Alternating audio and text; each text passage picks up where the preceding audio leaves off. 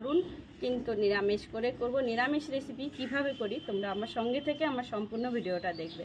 সম্পূর্ণ ভিডিওটা দেখার বন্ধুদের অনেক অনেক অনুরোধ রইল। তো চলো এখন এই দেখো কাঁঠালটা আমি কেটে নিই।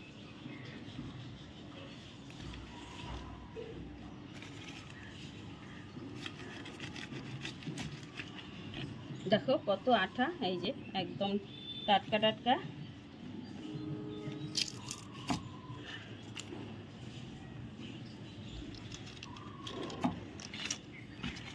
এই দেখো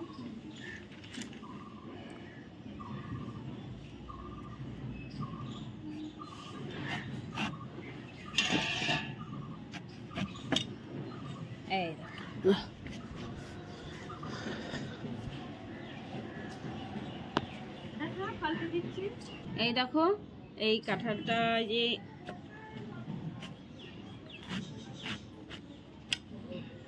এই যে কেটে নিলাম সবগুলো। এখন আমি একটু জল দিয়ে ধুয়ে নেব। এইটা এই যে জল দিয়ে ধুয়ে নিচ্ছি কাঁঠালটা। এই বোকাটা এখন ফেলে দেব। এই যে এই বোকাটা, এই বোকাটা কিন্তু খাওয়াও যায়, কিন্তু আমরা তো খাই না, আমরা হলো ফেলে দিই। এখন টুকরো টুকরো করে এই যে কেটে নেব, আর একটু ফেলে দেব। দেখো না, এরকম সাইজ করে আমি কেটে নেব। এই যে এই সাইজ করে কেটে নেব।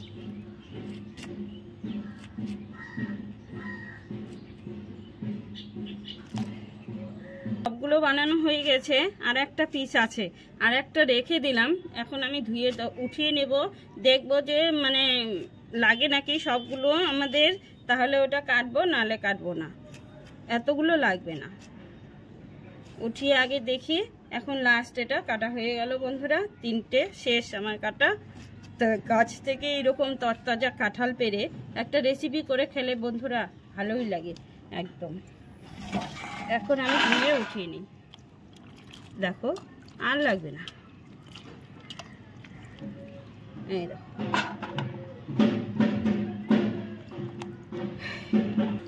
এই যে বন্ধুরা এই তিনটে এখানে কাটা হয়ে গেছে। এখন চলো রান্নাঘরে যাই। তারপরে তো আলু কাটা আছে, টমেটো কাটা আছে, মশলা সব রকম মশলাগুলো করে নেব। তো এখন এটা আগে প্রথমে সেদ্ধ বসাবো, তারপর মশলাগুলো রেডি করব। আর এই যে এটা রেখে দিলাম, এতগুলো লাগবে না, এটা দিয়ে কালকে আমরা চিংড়ি মাছ দিয়ে খাবো। তো চলো রান্নাঘরে যাই। কাঁঠালটা এখানে সেদ্ধ হয়ে গেছে, তারপরে আমি এইখানে ছোলা সেদ্ধ করে নিয়েছি, তারপর মশলা রেডি করে নিয়েছি। এখন আলুর মধ্যে দিয়ে দিয়েছি গরম শুকনো লঙ্কা, জিরে, তেজপাতা সব দিয়ে এখন আমি আলুগুলো দিয়ে দিয়েছি। ডুমো ডুমো করে আলু কেটে নিয়েছি। এখন দিয়ে দিলাম লবণ। লবণটা দিয়ে একটু ভালো করে নেড়ে নেই। তারপর দিয়ে দেবো একটু হলুদ, একটু লবণ দিয়ে দিলাম আলু ভাজার জন্য। এখন দিয়ে দিলাম হলুদ, লবণ নেড়ে নেই। তারপর আমি মশলা বাটির মধ্যে উঠিয়ে নিই ততক্ষণে। এখন দিয়ে দিচ্ছি এখানে এলাচ, দারচিনি, লবঙ্গ। এখন আমি দিয়ে দিচ্ছি টমেটো পেস্ট দিয়ে দিলাম। প্রথমে টমেটো পেস্ট, তারপর এখন কাঁঠালের থেকে এই যে এখন জলটা ঝরিয়ে নিয়ে আসি। মশলা দেওয়ার পর কাঁঠালটা দেবো। কাঁঠাল সুন্দর নরম হয়ে গেছে। টমেটো পেস্ট দিয়ে দিয়েছি। এখন ছোলাটা সেদ্ধ করে রাখা ছোলাটা ঢেলে দিলাম। ছোলাটা দিয়ে একটু ভালো করে ভেজে নেব তেলের মধ্যে। দেখো খেতে ভীষণ ভালো লাগবে। ছোলা দিয়ে কাঁঠাল রান্না। এখন কাঁঠাল জল ঝরিয়ে নিয়ে ছোলা দিয়ে দেওয়া হয়ে গেছে। এখন এখানে মশলা আছে, সেই মশলাটা আমি দিয়ে দিলাম। দেখো এখানে আছে জিরে বাটা, আদা বাটা, কাঁচা লঙ্কা, শুকনো লঙ্কা, ধনিয়া, সব কিছু মশলা আমি এখন দিয়ে দিলাম। এখন দেখো বন্ধুরা সব মশলা দেওয়ার পর মশলার মধ্যে অল্প জল দিয়ে মশলাটা ভালো করে কষিয়ে কাঁঠালটা ঢেলে দিলাম। দেখো সুন্দর করে এখন মাংসের মতো করে কষিয়ে নেব। এখন আমার এই তো কাঁঠাল রান্না মানে কষানো হয়ে গেছে। এখন আমি একটু জল দিয়ে দেবো। সুন্দর কষানোটা হয়ে গেছে। এই তো এখন অল্প জল দিয়ে দিলাম।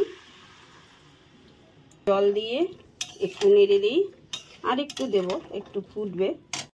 দেখো কাঁঠালের রেসিপি আমার হওয়ার মধ্যেই বন্ধুরা এখন আমি দিয়ে দিচ্ছি এই যে গরম মশলা গুঁড়ো। একটু বেশি করেই দিলাম কারণ অনেকগুলো তরকারি লাগবে। আমি একটু ঘি দিয়ে দিলাম, ঘি। এই দেখো এখন ঘি গরম মশলা দিয়ে এখন একটু আমি ভালো করে নেড়ে দিই। আজকের এই কাঁঠাল রান্না যে চুলা দিয়ে রান্নার রেসিপিটা বন্ধুরা কেমন লাগলো জানিও, আর ভালো লাগলে লাইক কমেন্ট শেয়ার করে দিও। আমার ফেসবুক পেজটা ফলো করে দিও বন্ধুরা, ইউটিউব চ্যানেলটা সাবস্ক্রাইব করে দিই।